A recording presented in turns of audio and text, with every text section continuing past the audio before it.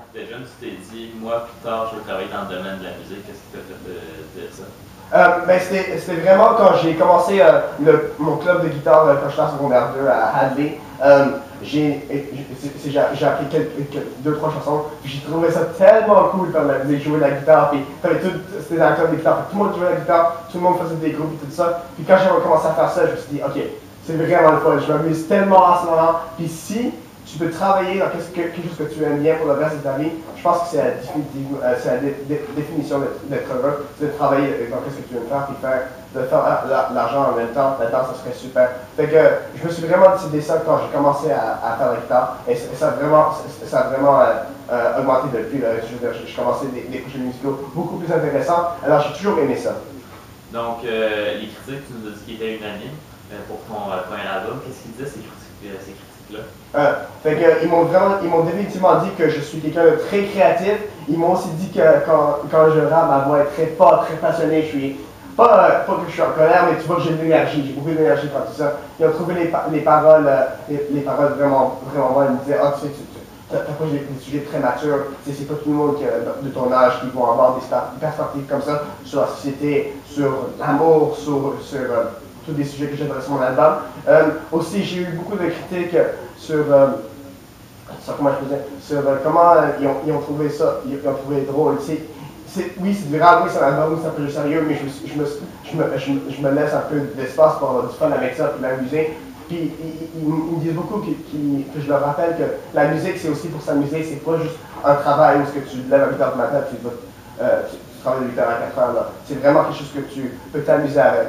Et c'est sûr, avec mes professeurs, comparé à mes amis, ils n'ont pas les mêmes oreilles. C'est sûr, j'ai des critiques sur peut-être que tel son est un peu trop fort ici, ou telle chose n'est pas assez basse ici, ou blablabla. Fait que c'est vraiment, encore une fois, avec cette programme de musique-là, j'améliore, puis je fais déjà des nouvelles techniques pour faire des voix d'une certaine façon, de la batterie d'une certaine façon. Fait que c'est vraiment une façon de m'améliorer en tant que musicien et en tant que créateur.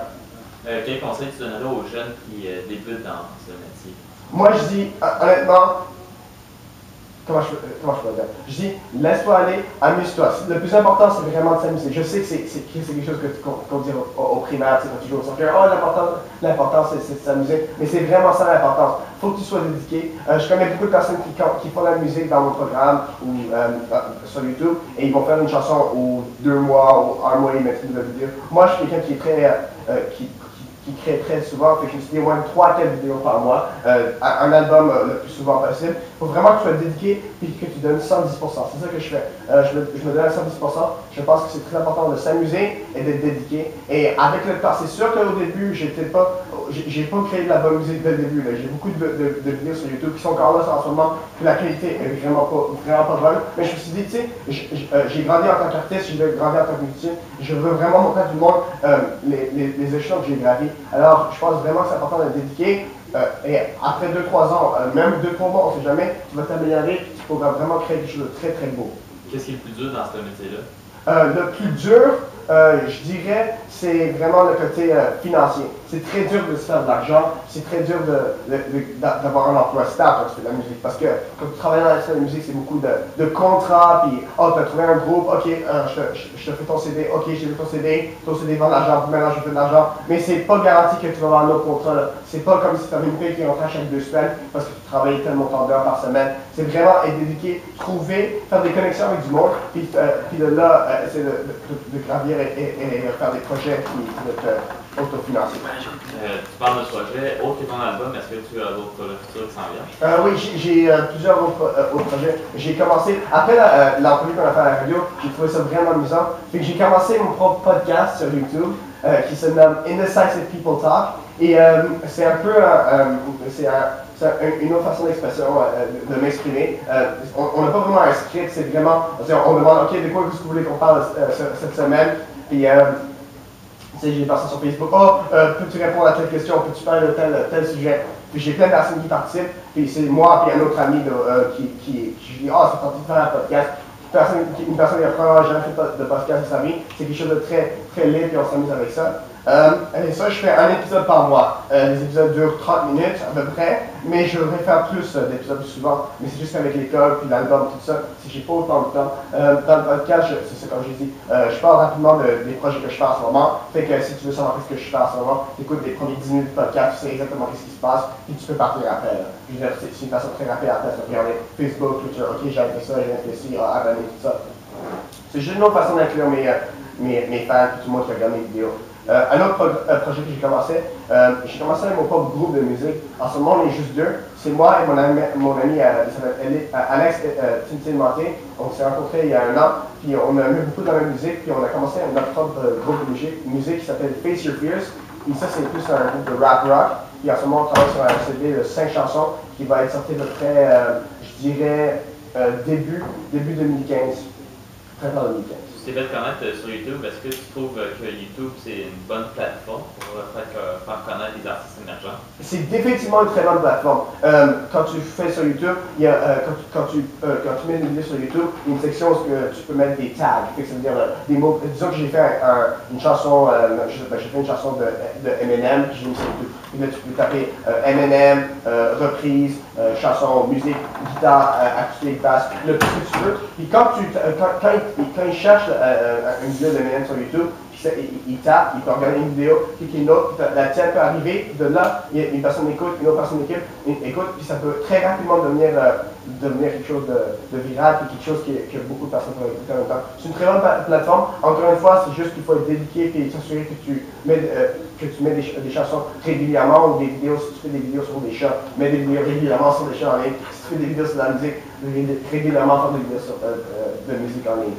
Je vois que tu as une instruction derrière la tête. Ouais. Tu pourrais nous parler de cette Ok, fait que ça, c'est encore une fois pour montrer comment j'ai mis mon programme de musique. Je suis dans un programme de musique, le programme en anglais s'appelle Music Industry Arts. Fait que j'ai inscrit MIA en arrière dans ma tête, fait que Music Industry Arts. J'ai fait ça hier. J'étais à la pause de l'école, mon ami l'a fait, puis on a fait l'inscription, on l'a montré à tout le monde, puis tout le monde trouvait ça super drôle. J'adore mon programme, je suis vraiment dédiqué, puis c'est une passion extrêmement réelle en moi, puis c'est juste une preuve que j'adore mon programme, puis je fais ça. Puis tout le monde dit, fais des blagues, s'il y a une fille qui s'appelle Mia qui me met dans la rue, elle fait comme, quoi? Qu'est-ce que tu fais? Qu'est-ce qui se passe? Je te connais pas, est-ce que t'es comme, c'est quoi qui se passe en ce moment? Fait que j'espère juste que je n'aurai pas de milliards pour les prochains 2 mois de ma vie. Je suis sûr que ça va arriver, je veux juste vraiment éviter cette situation-là. Pour une raison, c'est comme une des plus grandes peurs que j'ai en ce moment, donc inscription dans la tête. Donc tu recommandes vraiment le programme à des personnes? Oui, je recommande le programme, je dis que ça vaut la peine, mais encore une fois, c'est être dédié, c'est s'assurer que tu as une vraie passion pour ça, pas juste, peut-être que ça me tente dans la musique, je vais donner. Le programme, c'est pas gratuit, c'est quand même beaucoup d'argent à donner, mais c'est un très bon programme. Moi, je le recommande énormément, mets de l'argent de côté, puis rentre dans le programme parce que tu vas adorer ça. J'adore ce que je fais en ce moment. Je peux pas le dire d'une autre façon. Les professeurs sont super bien. Le temps dans le studio est super intéressant. La board dans le studio pour les enregistrements, tout ça, elle a un prix de 500 000 $. Fait que c'est vraiment un programme avec beaucoup de beaux équipements. Les micros sont super, je veux dire, si tu es un fan de musique, autant que moi, je te garantis que ce programme-là, tu vas l'adorer. C'est sur un an, c'est un an complet, et c'est fou. C'est juste un très, très bon programme. Ça passe vite aussi, là, fait que faut que tu t'en profites le plus possible. Ton univers en un mot. Mon univers en un mot, je veux dire intéressant. Intéressant. Bon, et puis en terminant, Jeanne Mascotte, comment on peut te rejoindre? Alors, je suis sur YouTube, Jaian Music, J-A-I-A-N, Music, M-U-S-I-C. Même chose sur Facebook, Jaian Music. Sur Twitter, @tweetmejaian, alors T-W-E-E-T-M-E-J-A-I-A-N. Et vous pouvez aussi aller sur mon site internet avec toute mon information, jaianmusic.com. Jaianmusic.com. Merci beaucoup, Gabriel. Jaian Music, ça fait un plaisir de te parler encore une fois. Et puis, viens nous voir à la sortie de ton 3e album. Ça marche. Merci beaucoup. Nadja qui s'en vient sur les ondes de Radio Jeunesse avec Prenons le large. Merci de nous avoir choisis. On est le 4 octobre déjà et il est présentement 12h59.